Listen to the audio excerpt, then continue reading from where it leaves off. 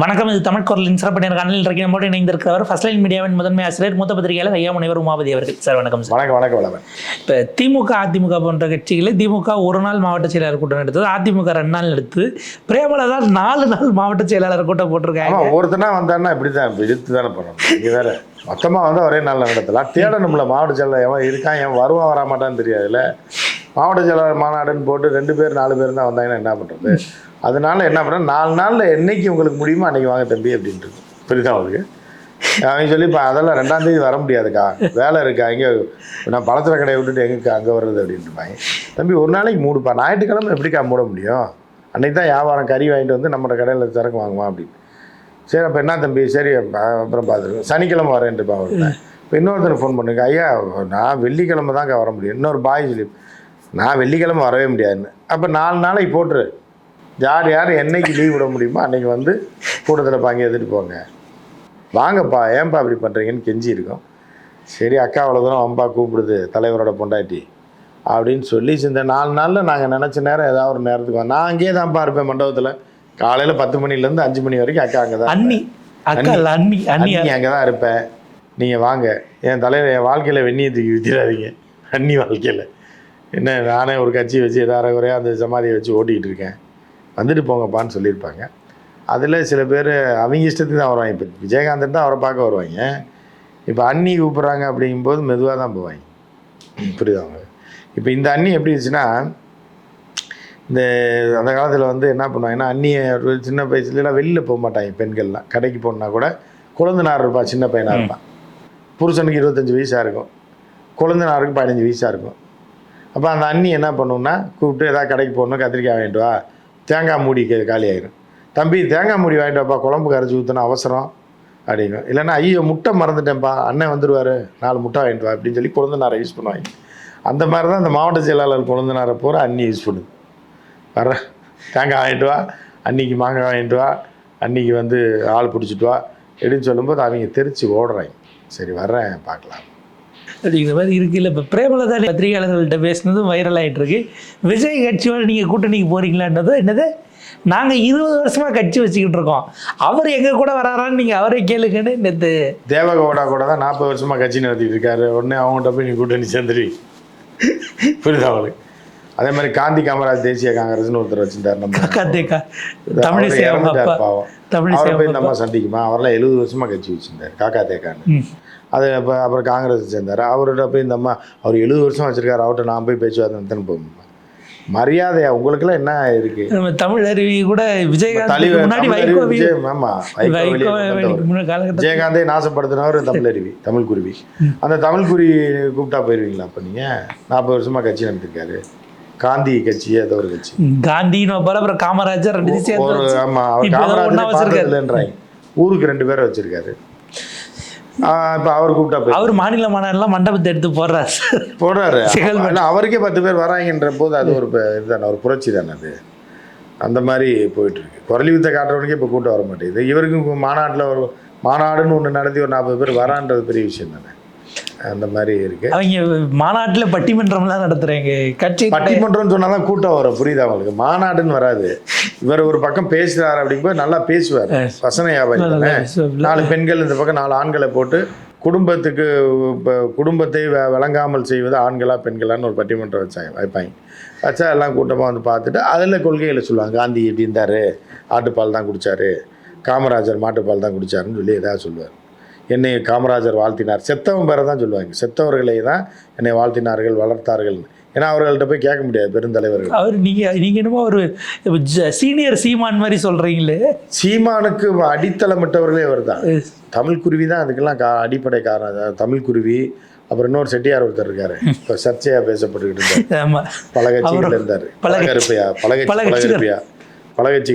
பழகருப்பையா இருக்கார். இவர்கள் எல்லாமே என்னென்னா செத்தவர்களை வச்சு சொல்லுவாங்க. காமராஜர் அன்னைக்கே என்கிட்ட கூப்பிட்டு சொன்னார்ப்பா, அண்ணா இருக்கும்போது என்கிட்ட தலையால் அடித்து சொன்னார், பழம் இந்த பண்ணக்கூடாது அப்படின்னு. ஆனால் இன்னைக்கு கேட்குறாங்களா பசங்க? மாணவர் தலைவராக காமராஜர் காலத்திலே நான் எல்லாம் இருந்தேன்னு. ஆனால் காமராஜருக்கு உங்களை தெரியுமான்னு தெரியாது, இப்போ அவரை போய் கேட்கவும் முடியாது. ஸோ இந்த மாதிரி ஒரு கூட்டம் இருக்குது. இதெல்லாம் வந்து சீமானுக்கு முன்னோடி.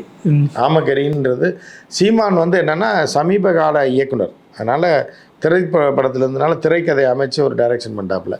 இவங்களுக்கு அது தெரியல. அதுதான் வித்தியாசம். இந்த அளவுக்கு மார்க்கெட்டிங், சர்வதேச மார்க்கெட்டிங்கிறது தெரியல. அந்த காலகட்டத்தில் தெரியாமல் போயிடுச்சு.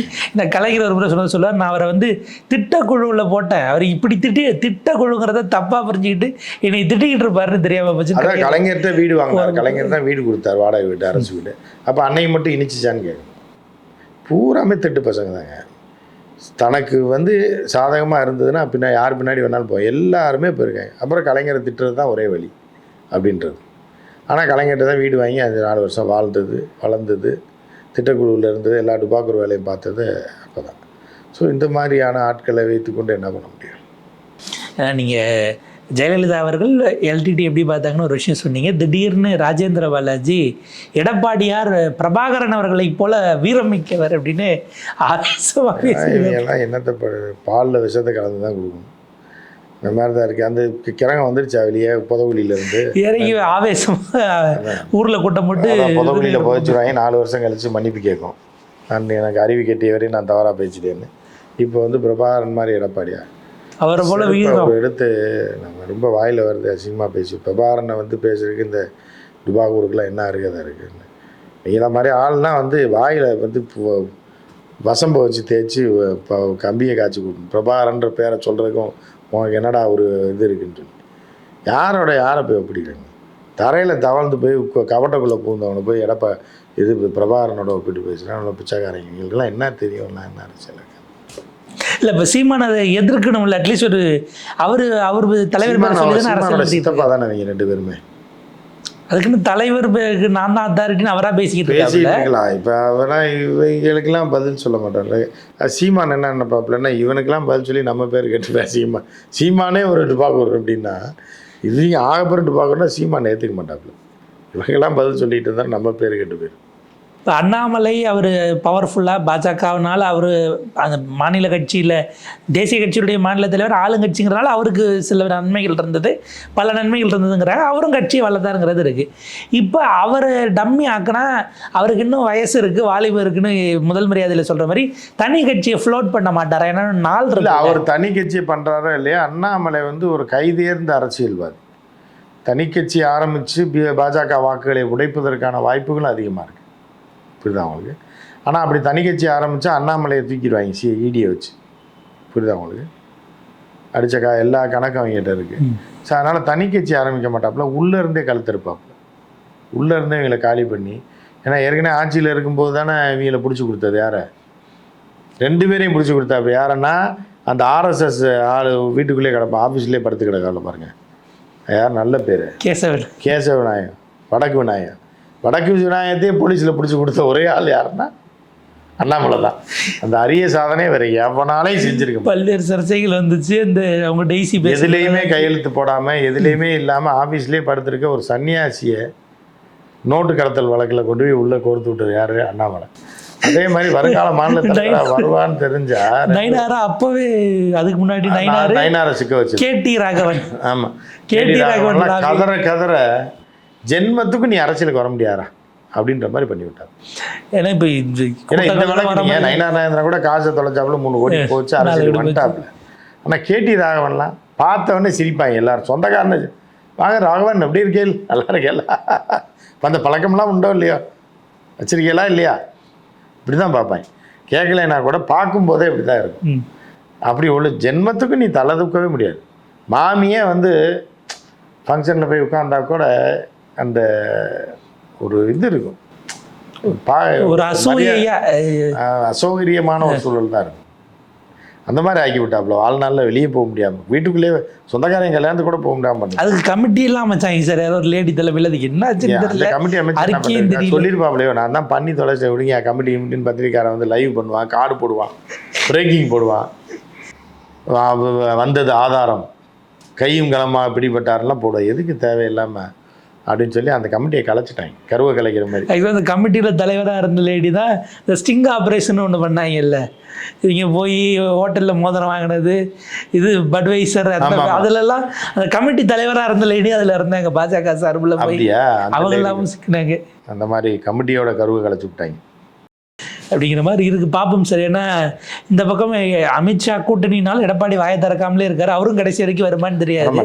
கடைசி இந்த எடப்பாடியார் தன்னுடைய ராஜதத்தை காட்டுவார். அவரும் அப்படிங்கிற நிலைமை இருக்குது. இந்த பக்கம் இருக்கிற அண்ணாமலையும் இருப்பாரா, இல்லை கடைசி வரைக்கும் நம்ம கூட தான் தொடருவாரா, இல்லை பதவி கொடுக்கலன்னா ஏதாவது குட்டையை குழப்பிடுவாராங்கிறதும் தெரியாமல் தமிழ்நாடு பாஜக பலவிதமான சிக்கல்களில் சிக்கிக்கிட்டு இருக்கு. யாரும் மீட்க போகிறாங்களா, இல்லை என்ன நடக்க போகுது அப்படிங்கிறதுலாம் இதில் பாண்டைக்கு வைப்பாங்க பாருங்க. அப்போ எல்லாரும் சேர்ந்து எல்லாருக்கும் துரோகம் பண்ணியிருக்கீங்க. ஆயாக்கும் துரோகம் பண்ணியிருக்கேன்.